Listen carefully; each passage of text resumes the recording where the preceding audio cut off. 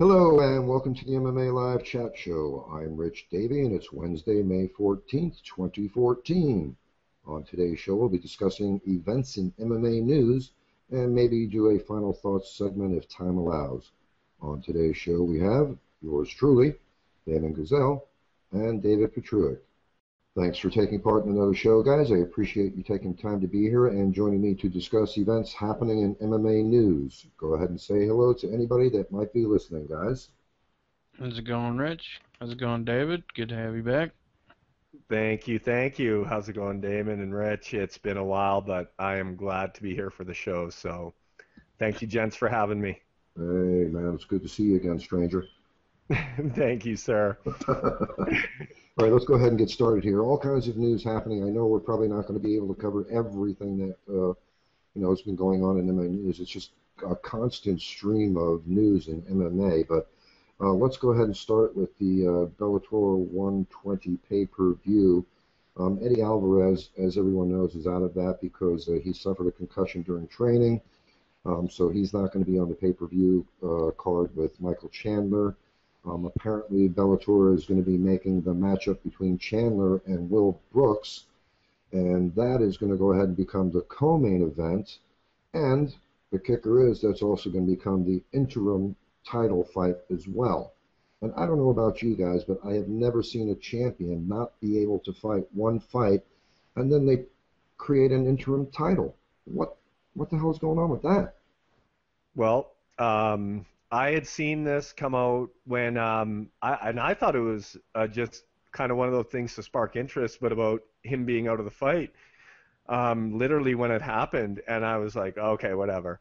And now with everything that's come out, I think that they just had to kind of, I don't think this normally would have happened, except they want this to be the major launch of their pay-per-view card and still claim to have two titles up for grabs.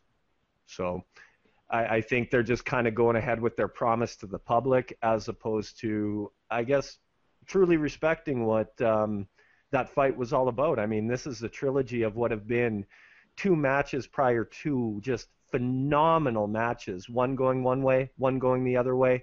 Here's the final. Yeah, it's just bizarre. It really is. I think they just wanted to keep that promise of two belts up for grabs.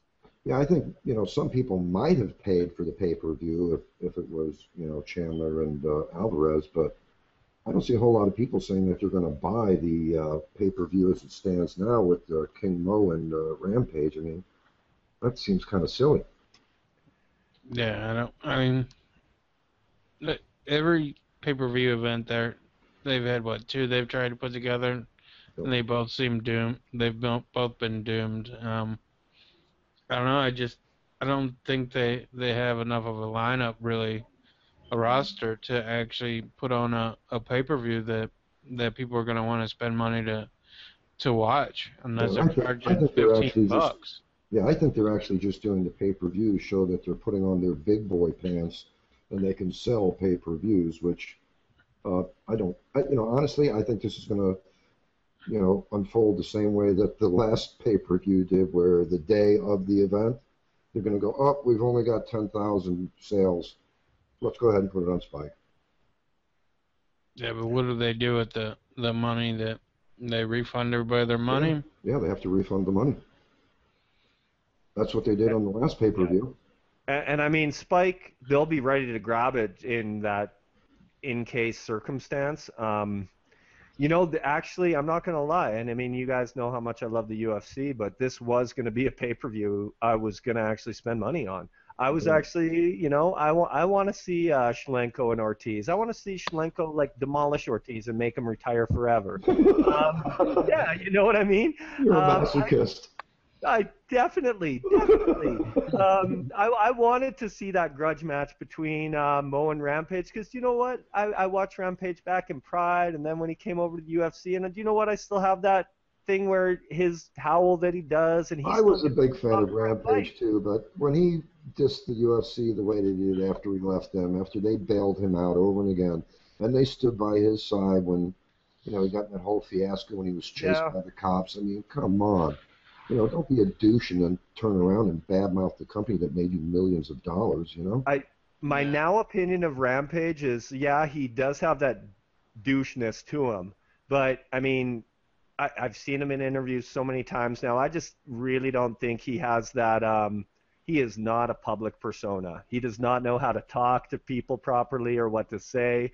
It always seems like every interview I've seen, something uncomfortable happens. Yeah, like he's humping a reporter's leg, or When, motorboating her, or yes, absolutely. When he's in an interview, it is bad news. So, but I really wish that pay-per-view would have gone off as such. It's unfortunate because I was hella promoting it to my buddies and saying like this could be one that, you know, we got UFC one week, like a UFC pay-per-view event where there's awesome cards, and then a Bellator where they're coming up, and it's just, you know what, it doesn't seem like they're ever going to do it because everything seems to fall to pieces for them and they don't have the roster to support it. So yeah, and WSOF is getting all the former UFC fighters. yep. My man Melvin Gillard just signed this past week, and I gave him much props, and I said, grab that title in there. I mean, he really could, so.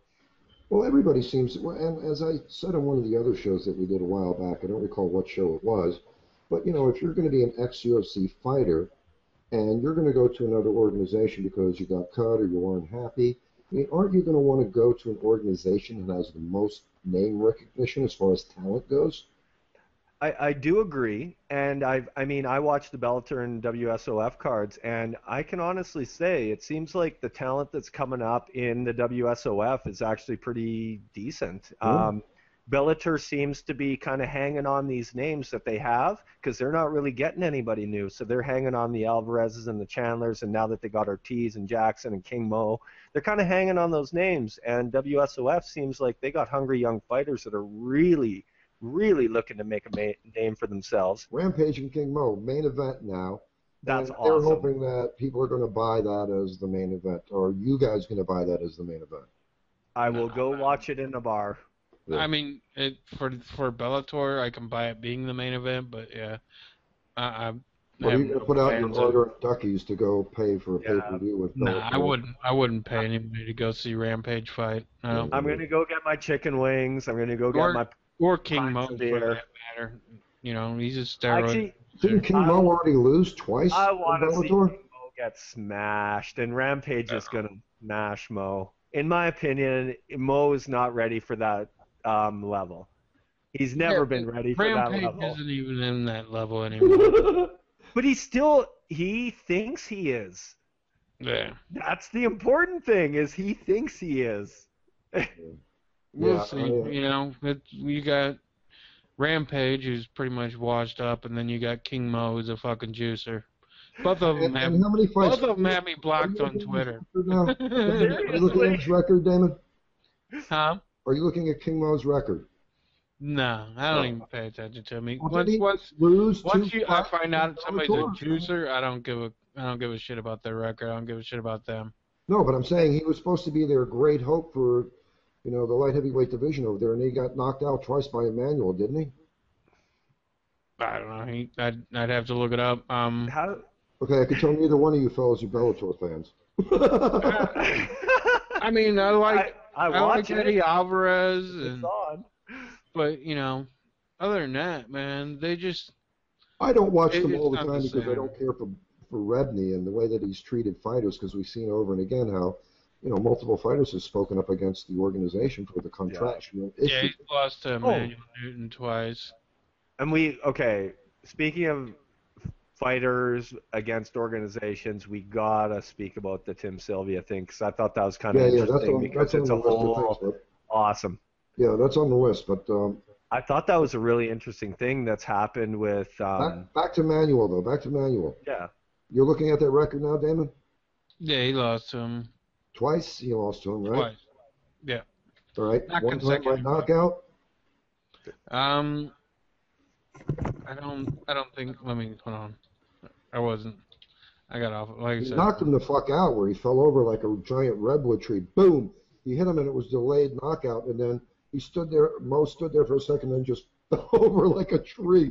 It was quite humorous. KO spinning back fist. Bellator 90. And what was the other one? The other one, he lost to him, Bellator 106, and that was a decision. But that's funny. I mean, he came over to be the great hope for that division, and that's why they actually shortened their tournaments to 4 fights. Yeah. And then he lost again anyway. So how do you put credence in that organization when they play, funny games like that to try to promote certain fighters? You can't take the organization seriously. I don't know, man. When you talk about it like that, you kind of talking about the UFC too.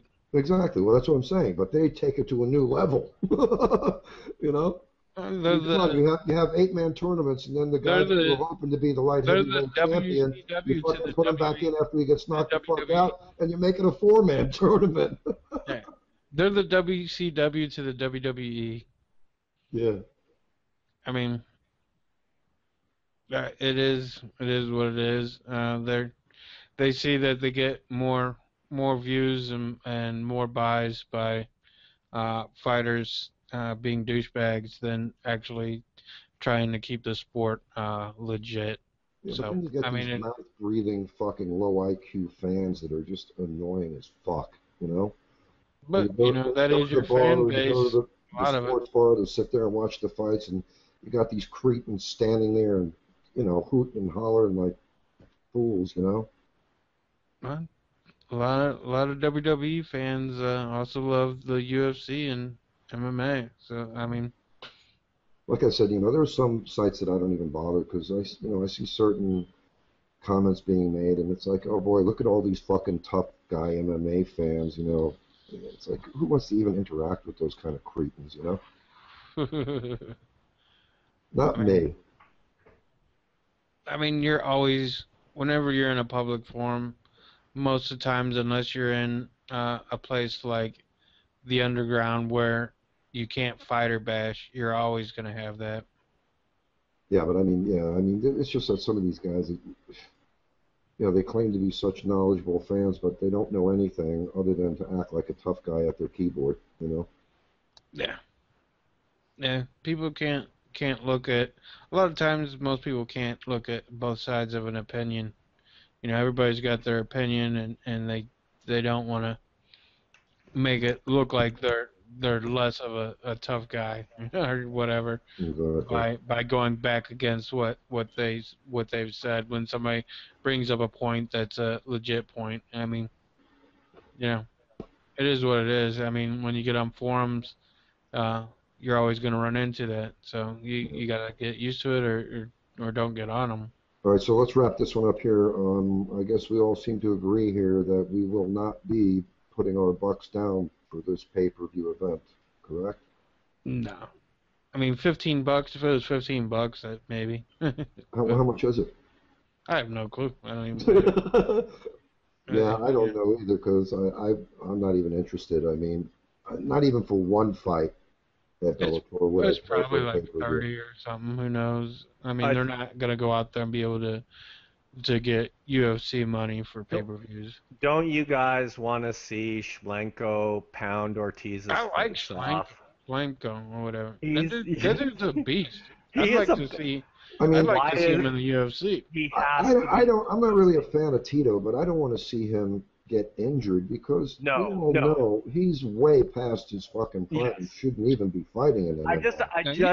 You're right. Fart Tito's way and he's going to get injured, man. Yes, I do not want to see Tito get injured. I just want to see him with his back against the cage, take a couple punches, and then do that thing where he kind of turns to the side and taps out. Yeah, that's all I want to see him do. But man, it's dangerous for him to go in there and fight with that problem with his neck because wasn't his neck fused? Yeah, I guarantee they've offered him a lot of money. They must have just to make this fight. Just to make this, sad. They had to. It's sad because man, he's going to get hurt. It's possible. Shlemenko's a beast. What's sad though is that these fighters have to do that. Let's wrap this one up here. We'll do another show. There's another event coming up next weekend, I believe, so we'll probably do a prediction show for that one. Awesome. I'll try to. That is actually the baddest pay-per-view so far this year, in my opinion. Ever. Right, guys. So we'll get together and we'll do a show for that. the details will be in the forum there, David. So just keep in touch with us. Let us know. We'll do our best to get you on that one so we can do the predictions for that. We kind of dropped the season prediction shows because we had a hard time syncing up with everybody. So I just said, fuck it. It was a whole lot of work to do all that. And I'm just going to declare this now. Damon, Rich, David, champions. We are the champions. Yes. That's all I gotta say. We were tied on our record for the entire, duration of the first quarter. So you did kick our asses on points, but... Oh, because of my fluky picks that I made, because of I went through the most stupid stats. Picks dude. You want to know how I picked? I went through the most inane stats and picked, that could happen. I admit it, and it did. So it paid off for you, bro, because I think you were like 20 points ahead of us. I did my work at the end there, and I was telling you, when you first talked to me and you were like, Dave, can you make good picks? I was like, yes. And then that very first show I did, I picked everybody with my heart, thinking like, here's the guy with controversy. He's gonna pick 100. I picked fucking Mike Rio. After the first show, I was like, is this guy fucking pulling on my left nut here? Because he said he could make good picks. And then I'm like, no, fuck this. I'm just gonna go with my gut. So, no. We'll try to get you on that next one. Keep in touch with us. Bless y'all so much. Best place to get a hold of us. I love when you guys show up. Both of you here. We always have a great time speaking with each other. So, I know. We'll make sure to check the links. I will. I promise you guys I will. Join in. All right, guys. Thanks for showing up, man. We'll see you the next time. Thanks so much. Take it easy. Love you guys. All right, bye-bye.